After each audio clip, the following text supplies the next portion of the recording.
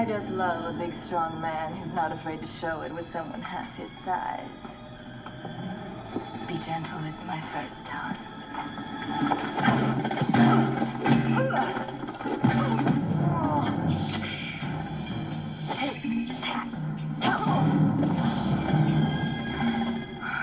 Thanks, You make it so easy, don't you? Always waiting for some bad man to save you. I am Catwoman. Hear me roar. What's up, everybody, and welcome to another edition of AGR's Pop Culture Reviews. Today we're going to be taking a look at Tweeterhead's 1/6 scale maquette of Catwoman from the film Batman Returns. Now, this frisky lady needs no real introduction. She's known as Selina Kyle, aka Catwoman. Now, if you're a fan of the DC Universe, you'll know that this rendition of Catwoman was played by the beautiful, sexy, and talented Michelle Pfeiffer. In my opinion, one of the best Catwomen I've seen on screen. I was excited for this piece the minute she was announced, and I'm glad she's finally here. So right out of the box, we can tell that the base for this maquette has a very small footprint. And personally, I'm glad that companies are going with this more compact style. Now, looking underneath the base, we can see that it does say Catwoman. It's cold cast porcelain, and it also has the name of the sculptor, Trevor Grove. I have to say I was a little bummed that it didn't have the number that this piece was, but I'll get over it.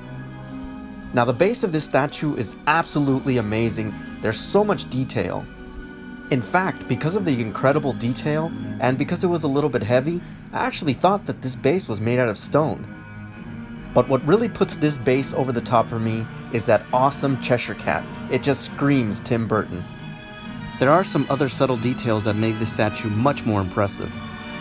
What I had initially thought was mere discoloration in the painting actually turned out to be rust, and really simulated the weathering of the stairway very well. As I've mentioned in previous videos, sometimes these statues require a little extra assembly. In this case, I'm glad they did. Catwoman also comes with these two rooftop steam vents.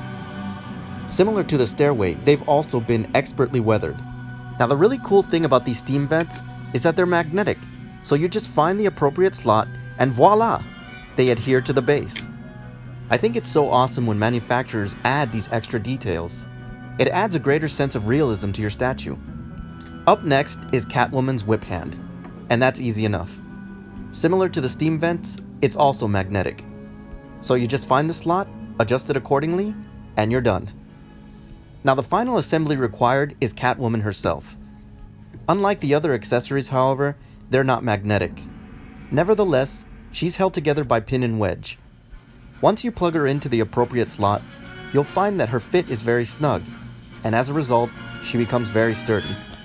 One of the other cool features about this statue is Catwoman's whip.